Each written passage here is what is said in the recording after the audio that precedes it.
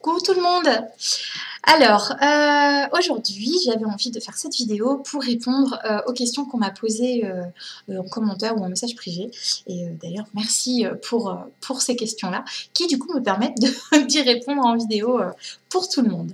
Alors, la première question, c'était comment savoir si nos proches sont en paix, savoir s'ils vont bien, s'ils sont passés de l'autre côté, etc. Sans forcément passer par un contact. Bon, là, c'est vraiment pour savoir comment nous, on peut ressentir simplement si notre proche va bien. Enfin, pour moi, vraiment, il ne faut pas se poser 1000 questions. C'est le ressenti qu'on a tout de suite. C'est-à-dire que par exemple, j'en sais rien, je vais penser à ma grand-mère, savoir si elle est en paix. Si au fond de moi, j'ai un doute, si je sens qu'il y a quelque chose qui coince, quelque chose qui...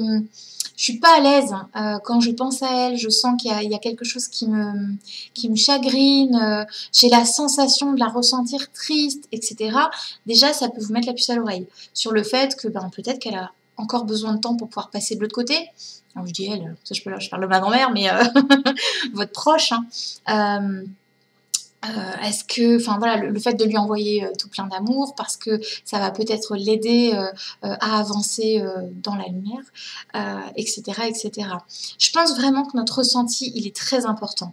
Et comme à chaque fois, l'important c'est de se poser la question et tout de suite voir ce qu'on ressent, mais tout de suite après la question, pas 15 minutes après. Hein. Si vous épluchez votre salade et que vous posez la question et que c'est le soir en mangeant que vous vous dites tiens peut-être que j'ai la réponse, non. Là le mental aura eu le temps de travailler. Non, vraiment, ce qui compte c'est tout de suite à l'instant où vous vous posez la question. Avant même que vous finissiez en fait votre question, vous avez déjà la réponse en vous. Mais ça dure vraiment une fraction de seconde. C'est pour ça qu'il faut être très attentif à ce qu'on ressent, parce que ça va tellement vite, parce que le mental prend très très vite le dessus, en se disant bah oui tiens, comme elle est partie d'une longue maladie, si ça se trouve ça va pas du tout, parce que elle est restée trop longtemps dans le coma par exemple, etc. Alors que ça veut rien dire du tout, hein. C'est pas parce qu'elle a été malade pendant des années qu'elle a eu un départ très difficile. Donc, surtout, le mental, on le met de côté. Et c'est vraiment important d'écouter la première seconde, le premier ressenti. C'est comme une étincelle, en fait. C'est comme si là, à l'intérieur de vous, vous avez une étincelle et d'un coup, ça vous donne une réponse. Le oui, le non, le « ah, je le sens mal » ou bah, « je sens que bah, non, en fait, elle a l'air bien ». Vous voyez, il y a vraiment ce côté, s'il y a ce côté apaisant, ce côté, je l'aperçois comme entourée de lumière, je l'aperçois dans quelque chose de très doux, etc. Bon, bah déjà, c'est que vous pouvez être rassuré. Pardon. C'est mon petit chien qui fait le méchant. Déjà, vous pouvez être rassuré, c'est qu'il y a quelque chose enfin, c'est que tout va bien. Après, ça n'empêche pas qu'on peut quand même leur envoyer beaucoup de lumière, hein, beaucoup d'amour. Voilà. Autre façon aussi qui est un peu plus compliquée, enfin pour moi en tout cas je pense que c'est un peu plus compliqué, c'est simplement de leur demander. Alors c'est compliqué mais simplement. C'est de leur demander. Ce qui est le plus dur, c'est de voir la réponse, ou du moins de l'interpréter. Parce que quand on leur demande, bah, par exemple, fais-moi un signe si tout va bien, fais-moi un signe si tu ne vas pas bien, on va pouvoir interpréter une plume qu'on trouve sur le balcon pour, bah, tiens, c'est le signe, donc elle va pas bien. Alors qu'en fait, pas du tout, c'est juste qu'il y a un oiseau qui vient de passer. Donc c'est ça qui est le plus difficile, c'est d'apprendre à gérer quand est-ce qu'il y a un signe. Et là, vous allez me dire, oui, mais Sandra, comment on fait? Comment on fait pour reconnaître un signe? Ah bah, ça nous est propre. C'est pour ça que des fois, on me dit, tiens, Sandra, est-ce que ça, c'est un signe que j'ai reçu? Je peux pas réellement répondre parce que ça appartient à chacun. Qu'est-ce que vous avez ressenti, vous, en voyant, par exemple, cette plume? Qu'est-ce que vous avez ressenti si, bon, tiens, il y a une plume. Ouais, bon, hop, allez hop, on passe à autre chose. Ou alors, en voyant cette plume, il y a eu un... Là, ça palpite. Il y a le ressenti de « Waouh !» Je sens que là, tout de suite, maintenant, en regardant cette plume, je me sens accompagnée, je me sens aimée, entourée. Et là, je sens que c'est ma réponse. Je sais que ça, c'est ma réponse.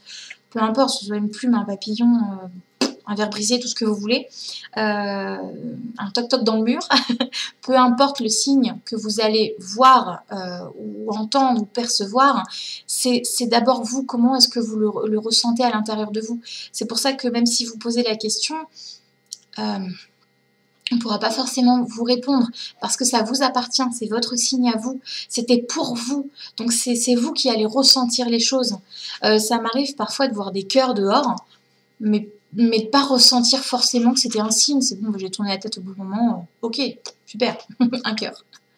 Et puis ça m'arrive des fois de voir quelque chose, pas forcément un cœur ou quoi, mais là par contre de ressentir un élan d'amour au moment où je vois ce signe-là. Mais ça, en fait, il faut apprendre à s'écouter pour pouvoir le reconnaître. Voilà, je ferme la parenthèse sur les signes. Alors, on m'a aussi demandé pourquoi est-ce qu'il ne passe pas toujours dans la lumière. Alors, c'est pareil, j'en avais déjà parlé dans une vidéo. Mais c'est toujours intéressant en fait d'en reparler parce que comme on évolue, notre pensée aussi, comment dire, notre conscience s'élargit. Pardon pour les poètes-poètes. C'est mon chien qui m'amène ses jouets. Je peux pas jouer là. Pardon. Arrête Léo. Inconvénient d'avoir un petit chien qui veut jouer. Je me reconcentre. Donc pourquoi il ne passe pas ? Eh bien, il peut y avoir plusieurs raisons possibles. Je ne peux pas donner une ou deux raisons parce que ça dépend de chacun en fait. Ça peut être simplement parce que la personne ne croit peut-être pas en la lumière et du coup n'arrive pas à la voir. Ça peut être simplement quelqu'un qui est tellement en colère, qui n'arrive pas à se faire confiance et que du coup ça va être difficile de voir la lumière.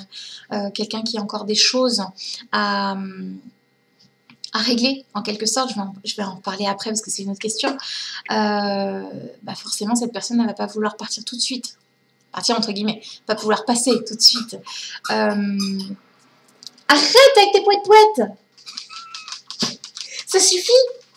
Ça peut être aussi simplement le fait que la personne elle a peut-être peur de passer parce que c'est pas toujours évident d'avoir confiance en quelque chose qu'on ne connaît pas. Et puis la peur de ne pas retrouver des proches, la peur de vous quitter. Il peut y avoir tellement de choses. Voilà, je ne peux pas donner juste une raison en fait. Ou simplement les gens qui n'ont pas envie d'y passer.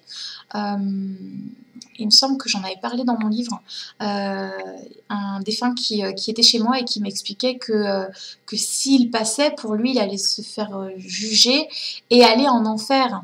Il avait cette croyance de cette religion où tu fais le bien, ok, tu vas au paradis, tu fais le mal, ok, tu vas en enfer.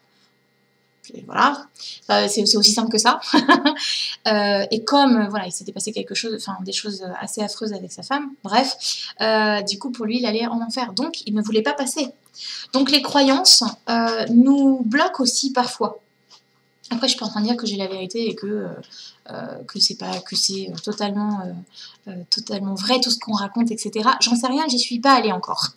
Je ne peux pas le dire, je ne peux pas le confirmer du moins, mais de tout ce que je peux ressentir en contact, de tout ce que je peux voir, la façon dont on m'explique les choses, c'est comme ça que je l'interprète en tout cas. Donc voilà, une fois qu'il a... Donc ce défunt, on lui a expliqué les choses, on a essayé de lui montrer différemment. Et une fois qu'il a pris confiance en lui, il a osé passer de l'autre côté. Il est parti et voilà, il est revenu quelques jours après pour nous dire que tout allait bien. Et c'est juste magnifique. donc voilà, tout ça pour dire qu'effectivement les croyances peuvent aussi bloquer énormément le passage. Maintenant, comment faire pour les aider? Simplement, il faut leur parler. Il faut leur expliquer les choses comme nous, on les voit. Leur expliquer qu'on ne les oubliera jamais. C'est pas parce qu'ils passent de l'autre côté qu'on va plus les aimer ou qu'on va les oublier. Qu'ils peuvent revenir nous voir, qu'ils ont l'autorisation ou pas, ça dépend de vous, de nous faire des signes, en leur allumant une bougie blanche, en leur envoyant beaucoup de pensées, des prières pas forcément religieuses, mais des prières qu'ils trouvent la lumière, qu'ils soient dans la paix, etc. tout ça, ça peut énormément les aider. Et vraiment, je trouve ça très important de leur parler, de leur expliquer les choses. Par exemple, je sais que tu es en colère, mais là, tu as besoin, par exemple, de passer parce que c'est important pour toi, pour pouvoir avancer. Je comprends ta colère et je la partage ou pas, mais voilà, il est important que tu passes, que ce soit pour toi ou pour tes proches aussi, parce qu'on a juste envie que tu sois bien. Bref, en leur parlant, ça peut énormément les aider. Alors, qu'est-ce qu'on m'avait posé d'autre? Comment ils règlent leur compte et pardonnent? Alors ça, c'est une question un peu difficile parce que, encore une fois, je peux pas faire de généralité. Et puis, je suis pas de l'autre côté. Donc, voilà. Mais là, je vais vraiment parler par l'expérience, hein, avec les contacts que j'ai pu faire avec certaines personnes qui étaient très en colère. Parfois, ça va prendre beaucoup, beaucoup de temps pour qu'ils comprennent les choses, pour qu'ils puissent relâcher la colère, relâcher cette culpabilité, etc. Pour pouvoir passer de l'autre côté. Parce que passer de l'autre côté, ça veut dire quoi? Ça veut dire se détacher des émotions basses, se détacher des choses qui nous rattachent encore à cette vie matérielle, à cette vie terrestre. Et une fois qu'on s'est détaché de ces émotions qui nous grignotent de l'intérieur, on est beaucoup plus léger. Donc on peut facilement s'élever. C'est comme nous, hein, quand on est en colère, quand on est triste, eh ben, on va pas forcément être très élevé, on va rester dans cette vague de tout est noir, tout est moche, j'ai que des problèmes, etc. Bon ben voilà, on n'évolue pas forcément à la meilleure des allures, si je peux dire ça comme ça, mais voilà, donc c'est pareil de l'autre côté. Il y en a certains qui peuvent régler leur compte voilà, en faisant, je sais pas moi, j'en sais rien en fait. Je ne sais pas comment ils font pour régler leur compte, mais en tout cas, ce qu'on invite à leur faire, enfin, ce qu'on les invite à faire, mieux dit comme ça, c'est justement de lâcher prise. Et ça, c'est très difficile, et c'est pour ça qu'il y a des défunts qui sont en colère, parce que mais foutez-nous la paix avec votre lâcher prise. Je veux juste me venger, c'est tout. Donc, pour moi, quand on parle du bas astral, bah c'est ça. C'est ce côté où certains défunts sont tellement en colère qu'ils veulent rien entendre et qui peuvent effectivement avec la colère faire bouger des choses, etc. Donc là on se dit ouh ça y est c'est le bas astral. Oui mais c'est juste que ce défunt, cette personne-là, elle est en colère et que si on lui explique pas les choses, comment voulez-vous qu'elle arrive à se détacher de sa colère? C'est comme quelqu'un qui vient de subir une agression par exemple, il y a ce besoin d'en parler. Alors peut-être d'intérioriser au début, mais si on n'en parle pas, ça va être compliqué de passer à autre chose, de pouvoir lâcher justement cette sensation qu'on peut ressentir à ce moment-là et de pouvoir continuer d'avancer tout simplement. Donc, tout ça pour dire que je pense que c'est pour ça aussi qu'il y a des personnes qui sont incarnées ici pour aider les défunts qui ont du mal à passer de l'autre côté, qui ont du mal à comprendre pourquoi est-ce qu'ils en sont arrivés là. Des personnes qui se suicident par exemple, eux aussi parfois ils ont besoin de comprendre les choses. Alors ça ne veut pas dire que parce qu'il a mis fin à ses jours, il est forcément coincé quelque part. Alors ça il faut vraiment enlever ça de notre tête, parce que même moi au début je pensais ça, et en fait c'est pas le cas du tout. Il y en a qui vivent très bien de l'autre côté parce que justement ils ont suivi leur envie en quelque sorte, et qui se sentent beaucoup mieux de l'autre côté parce qu'ils ont plus ce poids sur les épaules. D'autres par contre vont se sentir un petit peu plus lourds parce que la décision qu'ils ont prise a été difficile et que c'est encore difficile de l'accepter. On ne peut pas juger, on ne peut pas savoir. C'est pour ça que c'est important d'écouter son intérieur et de se dire bon, et ben là je vais simplement lui envoyer beaucoup d'amour pour qu'il puisse s'envoler de l'autre côté, qu'il puisse être bien. Et puis qu'il se pardonne en fait, tout simplement. Mais c'est comme nous ici, hein, on a besoin de temps pour se pardonner aussi, et ben eux c'est pareil de l'autre côté. Et de l'autre côté, disons qu'ils ont une vue différente. Ils ont cette comment dire, ce côté où ils peuvent prendre de la hauteur, que nous ça va être un petit peu plus compliqué parce qu'on a toujours cet ego qui est là, ce mental qui est présent, et que du coup ça va être compliqué de prendre de la hauteur. Et que parfois de l'autre côté c'est un petit peu plus facile parce que le fait qu'ils se soient, comment dire, pas qu'ils se soient, qu'ils ont évolué, ils se sont détachés de certaines choses, donc d'un certain ego, etc. Et du coup ils ont la possibilité un petit peu plus facilement que nous, en tout cas à prendre de la hauteur et à voir les choses sous un autre angle. Donc voilà. Voilà, voilà, encore une fois, tout ça, c'est simplement mon interprétation des choses, la façon dont moi je les perçois, et comment, je ressens les choses quand un défunt m'explique, parfois certaines choses, parce que tout se n'explique pas.